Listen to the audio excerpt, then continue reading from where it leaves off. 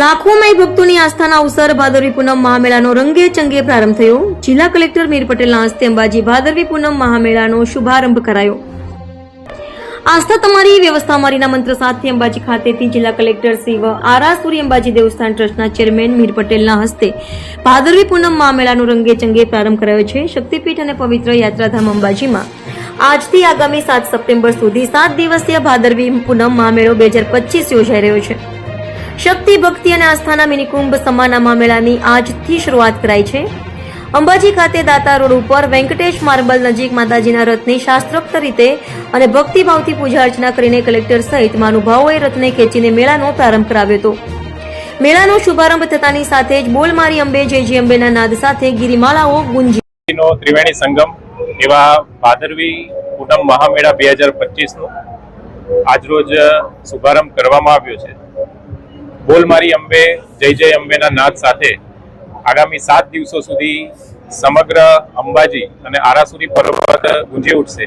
ત્યારે ગુજરાત સરકારના પવિત્ર યાત્રાધામ વિકાસ બોર્ડ, પ્રવાસન વિભાગ, જિલ્લા વહીવટીતંત્ર અને આરાસુરી અંબાજી ટ્રસ્ટ દ્વારા માઈ ભક્તોને કોઈ પણ જાતની તકલીફ ના પડે તેના માટેની વિશેષ તૈયારીઓ કરવામાં આવી છે।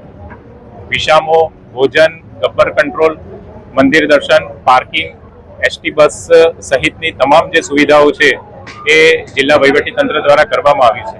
આજે આ શુભારંભ કાર્યક્રમમાં રાજ્ય સરકાર તરફથી સચિવ Shri, Gujarat Pavitra Yatradham Vikas board, SP Shri, DDO Shri તથા મોટી સંખ્યામાં અંબાજી ગામના નગરજનો, અંબાજી ગામના સરપંચ તથા શ્રદ્ધાળુઓ ઉપસ્થિત રહ્યા હતા।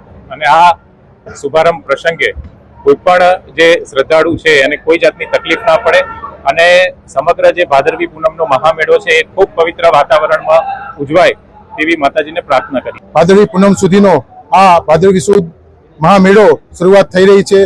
સમગ્ર જિલ્લા વહીવટી તંત્ર, પ્રવાસન વિભાગ, રાજ્ય સરકાર દ્વારા ખૂબ જ સુચારુ વ્યવસ્થા કરવામાં આવી છે। માનનીય મુખ્યમંત્રી શ્રી ભૂપેન્દ્રભાઈ પટેલના માર્ગદર્શન તળે આસ્થા તમારી વ્યવસ્થા અમારી એ મંત્ર લઈ અને આપ સૌ ચાલી રહ્યા છીએ। આજે સૌ માઈ ભક્તો પગપાળા આવી અને મા અંબાના દર્શન કરે અને ચાચર ચોકમાં રમે આપ સૌને હું આમંત્રણ આપું છું। ધૂમથી શરૂઆત કરવામાં આવેલ છે।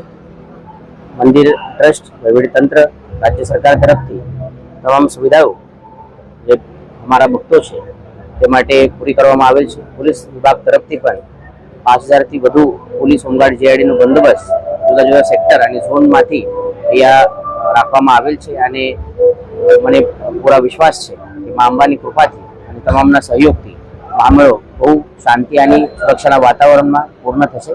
ધન્યવાદ।